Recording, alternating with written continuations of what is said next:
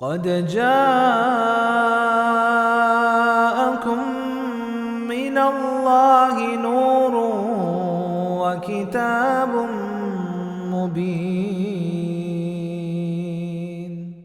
السلام عليكم ورحمة الله وبركاته. الحمد لله الذي أكرمنا بالإسلام وأنعم علينا بنعمة الإيمان وشرفنا باتباع خير الأنام والصلاة والسلام على نبی العدنان اما بعد. ناظرین کرام، اللہ رب العزت نے انسان کو دنیا میں آزمائش کے لیے بھیجا ہے. اس لیے انسان کی زندگی ہمیشہ ایک ہی رنگ میں نہیں رہتی. کبھی صحت اور خوشی کے دن آتے ہیں تو کبھی آزمائش اور بیماری کے لمحات چھا جاتے ہیں، کیونکہ انسان کی زندگی سکون اور آرام کا مقام نہیں ہے بلکہ صبر اور شکر کی راہ ہے. اور یہی ایک بندہ مومن کی پہچان ہوتی ہے کہ کبھی وہ شاکر ہوتا ہے اور کبھی وہ صابر ہوتا ہے، اور دونوں صورتوں میں وہ اجر سے خالی نہیں رہتا. صحیح مسلم میں صہیب بن سینان رضی اللہ تعالیٰ عنہ بیان کرتے ہیں، آپ صلی اللہ علیہ وسلم نے فرمایا، عجبا للمؤمن، مومن کا معاملہ حیرت انگیز ہوتا ہے. ان امرہ کلہ خیر ولیس ذاک لأحد الا لمؤمن، اس کی زندگی کی ہر حالت اس کے لیے بہتر ہوتی ہے اور مومن کے علاوہ کسی اور کی کیفیت نہیں ہوتی. کیونکہ جس شخص کا ایمان کمزور ہوتا ہے اسے خوشی ملتی ہے تو تکبر کا شکار ہو جاتا ہے، غم آتے ہیں تو شکوہ شکایت پر اتر آتا ہے. جبکہ کامل ایمان والے شخص کی یہ حالت ہوتی ہے، ان اصابتہ سراء شکر فکان خیر اللہ، اسے خوشی ملتی ہے تو اللہ کا شکر ادا کرتا ہے، تو اس شکر میں اس کے لیے خیر ہوتی ہے. کیسی خیر ہوتی ہے؟ وَإِن تَشْكُرُوا يَرْضَهُ لَكُمْ، اللہ رب العزت راضی ہو جاتے ہیں. لَإِن شَكَرْتُمْ لَأَزِيدَنَّكُمْ، شکر کی وجہ سے اللہ رب العزت مزید نعمتوں سے نوازتے ہیں. وَإِن أَصَابَتْهُ ضَرَّاء صَبَرَ فَكَانَ خَيْرًا لَهُ، جب مومن کو غم یا آزمائش آتی ہے تو وہ صبر کرتا ہے، اور اس صبر میں بھی اس کے لیے خیر ہوتی ہے. کیسی خیر ہوتی ہے؟ مسند احمد میں سیدنا ابو ہریرہ رضی اللہ تعالیٰ عنہ بیان کرتے ہیں، آپ صلی اللہ علیہ وسلم نے فرمایا، لا يزال البلاء بالمؤمن او المؤمن في جسده وفي ماله وفي ولده حتى يلقى الله وما عليه من خطيئة. مومن مرد ہو یا عورت ہو، اسے زندگی میں پریشانی اور غم آتے رہتے ہیں. کبھی خود بیمار ہو جاتا ہے، کبھی اسے نقصان ہو جاتا ہے، کبھی اولاد کی وجہ سے پریشانی آتی ہے، وہ صبر کرتا ہے یہاں تک کہ قیامت کے دن جب اللہ رب العزت سے ملاقات کرے گا اس کا کوئی بھی گناہ باقی نہیں ہوگا. صبر کرنے کی وجہ سے اللہ نے ساری زندگی کے گناہ معاف کر دیے ہوں گے. اس لیے ہمیں صبر اور شکر کے ساتھ زندگی گزارنی چاہیے تاکہ زندگی کا ہر موڑ ہمارے لیے خیر اور بلائی کا باعث بن جائے. ناظرین کرام، یہ اللہ تعالیٰ کا قانون ازل ہے کہ اللہ تعالیٰ انسان کی آزمائش کرتے ہیں. اسی لیے قرآن کہتا ہے، احسب الناس ان یترکوا ان یقولوا آمنا وهم لا یفتنون، کیا لوگوں نے یہ سمجھ رکھا ہے کہ محض یہ کہہ دینے سے کہ ہم ایمان لے آئیں انہیں چھوڑ دیا جائے گا، ان کی آزمائش نہیں کی جائے گی؟ ایسا نہیں ہے. اللہ رب العزت اپنے بندوں کو آزماتے ہیں. اس لیے ابن جوزی رحمۃ اللہ علیہ فرمایا کرتے، الدنیا وضعت للبلاء فینبغی للعاقل ان یوطن نفسہ علی الصبر. یہ دنیا یہ تو بنائی ہی آزمائش کے لیے گئی ہے، اس لیے عقل مند کو چاہیے کہ اپنے نفس کو صبر کا عادی بنائے. ناظرین کرام، ہم نے زندگی میں کئی بار یہ دعا تو سنی ہوگی کہ اللہ تعالیٰ ہمیں آزمائشوں پر صبر کرنے کی توفیق دے، لیکن ذرا سوچئے گا کتنا ہی اچھا ہو کہ ہم یہ دعا کریں، الہی ہمیں آزمائشوں سے ہی بچا لے اور عافیت کی نعمت عطا کر دے. کیونکہ آزمائشوں پر صبر ہر ایک سے نہیں ہوتا، ہر ایک کی کنڈیشن ایک طرح نہیں ہوتی. وہی زیادہ جانتا ہوتا ہے جو برے حالات کا سامنا کر رہا ہوتا ہے. قانون ازل تو یہی ہے کہ انسان آزمایا جاتا ہے، لیکن کتنا خوش نصیب ہے وہ انسان جسے اللہ رب العزت ایمان نیکی کی توفیق تو دے دے لیکن اس کی آزمائش نہ کریں، اسے عافیت کی نعمت عطا کر دیں۔ جانتے ہیں عافیت کتنی بڑی نعمت ہے؟ عافیت کہتے ہیں کہ اللہ رب العزت انسان کو ہر طرح کی دنیاوی، اخروی پریشانیوں، فتنوں اور آزمائشوں سے بچا لے، ایمان بھی سلامت رہے، جسم صحت مند ہو، رزق میں برکت ملے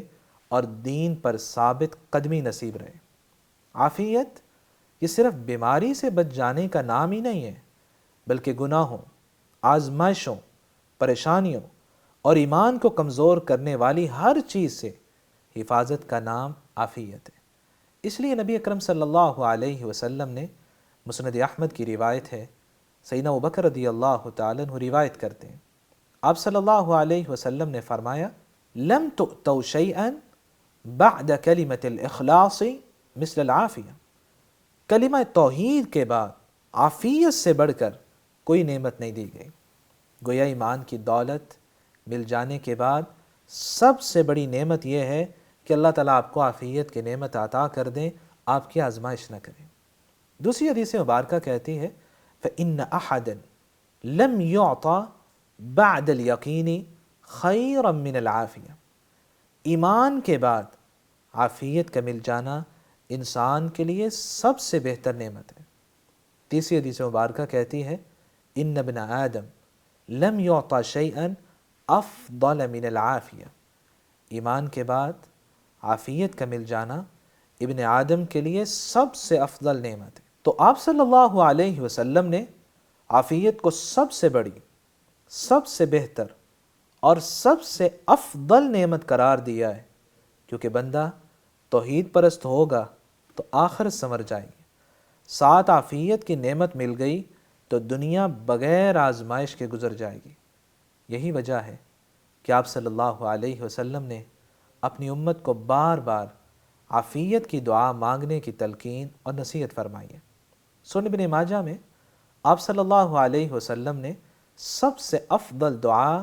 عافیت کی دعا کو قرار دیا ہے۔ سیدنا ابو ہریرہ رضی اللہ تعالیٰ عنہ روایت کرتے ہیں، آپ صلی اللہ علیہ وسلم نے فرمایا ما من دعوة يدعو بها العبد افضل من اللہم انی اسألک المعافاة فی الدنیا والآخرہ، بندے کی کوئی دعا عافیت کی دعا سے بڑھ کر افضل نہیں ہو سکتی۔ سب سے افضل دعا یہ ہے کہ اللہ سے یہ مانگا جائے اللہم انی اسألک المعافاة فی الدنیا والآخرہ، اللہ میں دنیا اور آخرت میں آپ سے عافیت کا سوال کرتا ہوں۔ المعجم الکبیر کی حدیث مبارکہ کہتی ہے کہ اللہ رب العزت کو سب سے زیادہ محبوب دعا یہ لگتی ہے کہ انسان اللہ سے عافیت مانگے۔ معاذ بن جبل رضی اللہ تعالیٰ عنہ بیان کرتے ہیں، آپ صلی اللہ علیہ وسلم نے فرمایا ما من دعوة احب الى اللہ ان يدعوه بها عبد من ان يقول اللہم انی اسألک العافیہ فی الدنیا والآخرہ، اللہ رب العزت کو بندے کی کوئی دعا عافیت کی دعا سے زیادہ محبوب نہیں ہے۔ اللہ رب العزت کو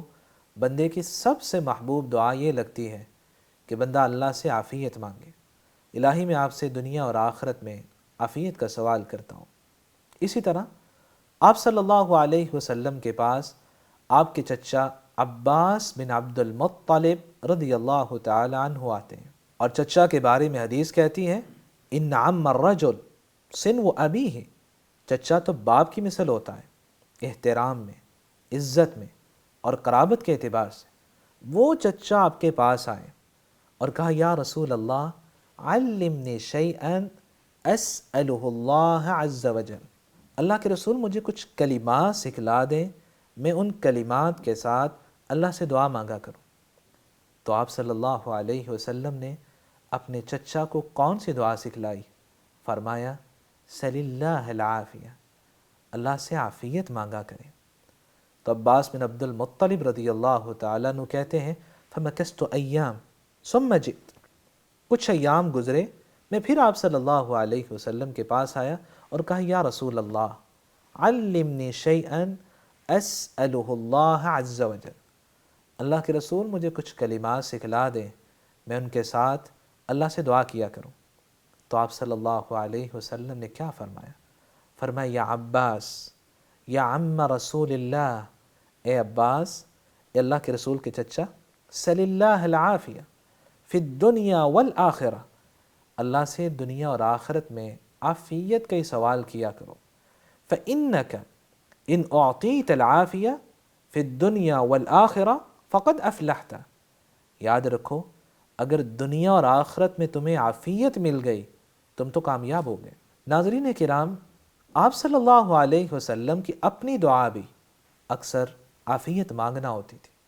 ذخیرہ حدیث میں دیکھا جائے تو 7 حدیث مبارکہ میں آپ صلی اللہ علیہ وسلم نے اللہ سے عافیت کا سوال کیا ہے۔ پہلی حدیث مبارکہ مستدرک حاکم میں سیدنا علی رضی اللہ تعالیٰ عنہ روایت کرتے ہیں،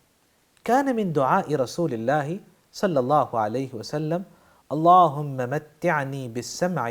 وبصری حتی تجعلہم الوارث منی وعافنی فی دینی وجسدی۔ آپ صلی اللہ علیہ وسلم عام دعا میں بھی اللہ سے عافیت مانگا کرتے، الہی میں آپ سے سماعت و بصارت سے فائدہ اٹھانے کی توفیق مانگتا ہوں، یہاں تک کہ ان دونوں کو میرے لیے باقی رہنے والی نعمتیں بنا دے۔ الہی میں آپ سے دین اور اپنے جسم کے بارے میں عافیت کا سوال کرتا ہوں۔ دوسری حدیث مبارکہ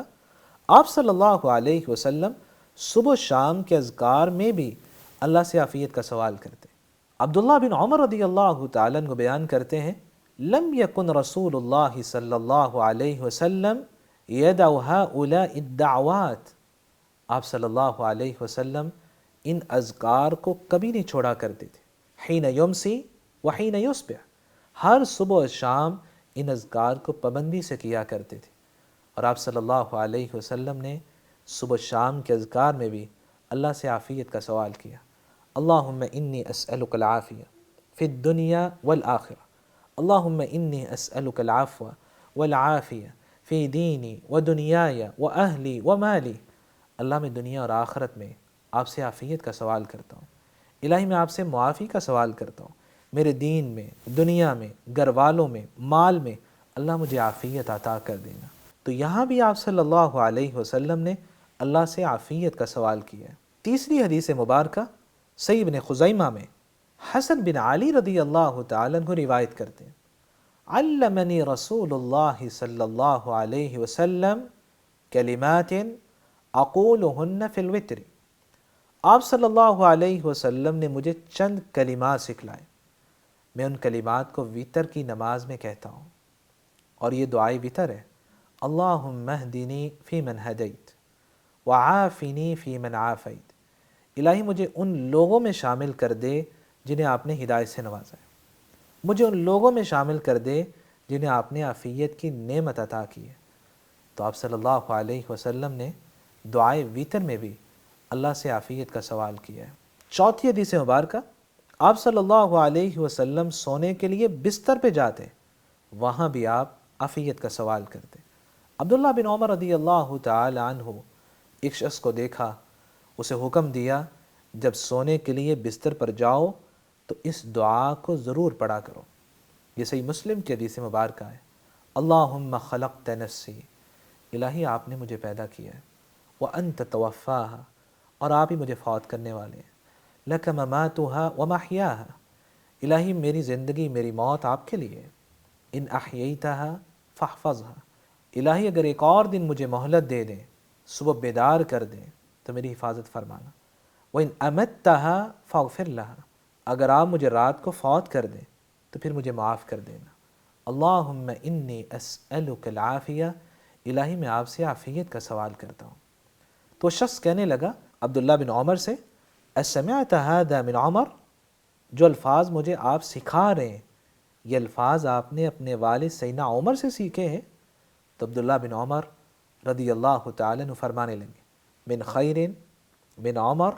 من رسول اللہ صلی اللہ علیہ وسلم، میں نے سیدنا عمر سے بہتر ہستی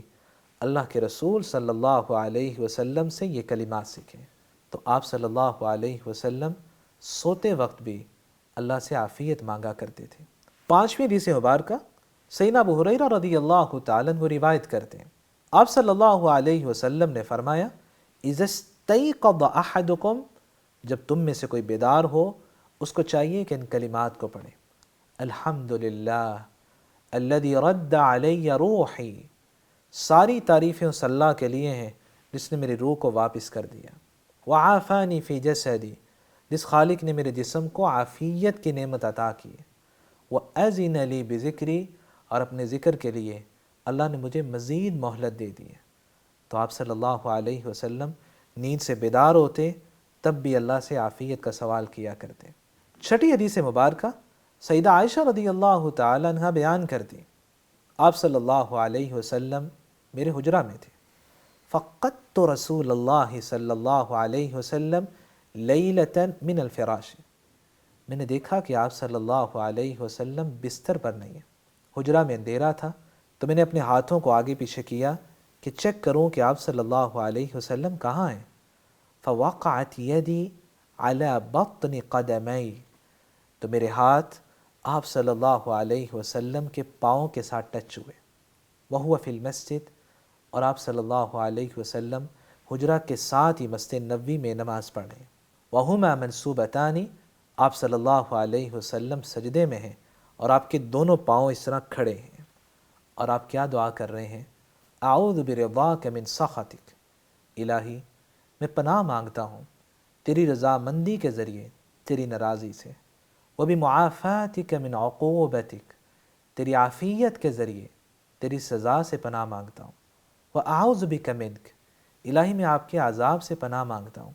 لا احصی ثناء علیک انت کما اثنیت علی نفسک، الہی میں آپ کی تعریف کرنے کی طاقت نہیں رکھتا، الہی آپ ویسے ہی ہیں جیسے آپ نے اپنی خود تعریف کی ہے۔ تو آپ صلی اللہ علیہ وسلم نماز تہجد میں اور تہجد کے وقت اللہ رب العزت آسمان دنیا پر آ جاتے ہیں، اور سجدے کے بارے میں آپ صلی اللہ علیہ وسلم کا فرمان ہے، اقرب ما یکون العبد من ربی وہو ساجد، سب سے زیادہ بندہ اپنے رب کے قریب اس وقت ہوتا ہے جب سجدے کی حالت میں ہوتا ہے۔ اللہ رب العزت آسمان دنیا پر ہیں اور آپ صلی اللہ علیہ وسلم سجدے کی حالت میں ہیں، سب سے زیادہ اپنے رب کے قریب ہیں، آپ نے اس حالت میں بھی اللہ رب العزت سے عافیت کا سوال کیا ہے۔ ساتویں حدیث مبارکہ بریدہ رضی اللہ تعالی عنہ بیان کرتے ہیں، کان رسول اللہ صلی اللہ علیہ وسلم یعلمہم اذا خرجوا الی المقابر کان قائلہم یقول، آپ صلی اللہ علیہ وسلم صحابہ کرام کو تعلیم دیتے کہ جب تم میں سے کوئی قبرستان جائے تو وہاں جا کے یہ دعا پڑھے، السلام علیکم اہل الدیار من المؤمنین والمسلمین، اے مومنوں اور مسلمان قبر والوں، انا انشاء اللہ بکم لاحقون، اللہ نے چاہا تو ہم بھی تمہارے ساتھ ملنے والے، نسأل اللہ لنا ولکم العافیہ، ہم اپنے لیے اور تمہارے لیے اللہ سے عافیت کا سوال کرتے ہیں۔ ناظرین کرام، اللہ سے عافیت کی دعا مانگا کریں، الہی آزمائشوں پر صبر کرنا بہت مشکل ہوتا ہے، ہمیں آزمائشوں سے ہی بچا لینا، ایمان نیکی کی توفیق کے ساتھ عافیت کی نعمت دیے رکھنا۔ نبی اکرم صلی اللہ علیہ وسلم کی نصیحت بھی ہے، فسر اللہ العافیہ، لوگوں اللہ سے عافیت کی دعا مانگا کرو۔ ابن قیم رحمۃ اللہ علیہ فرماتے ہیں بندے کو یوں دعا کرنی چاہیے، اللہم انی اسألک العفو والعافیت والمعافات فی الدنیا والآخرہ، الہی میں آپ سے معافی چاہتا ہوں،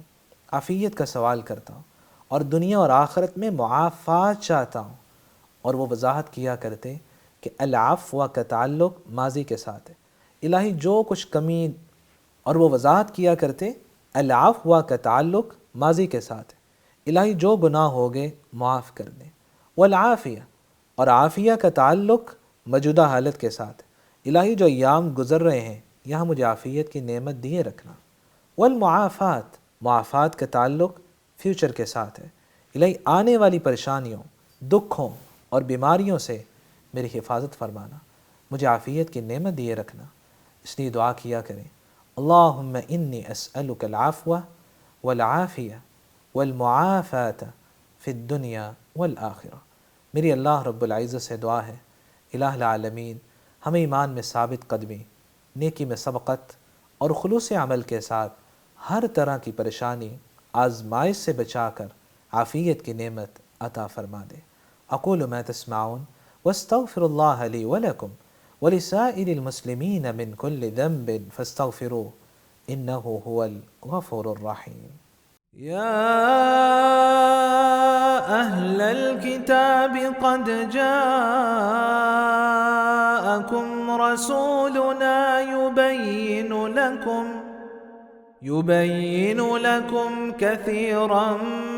مما كنتم تخفون من الكتاب ويعفو عن كثير قد جاءكم من الله نور وكتاب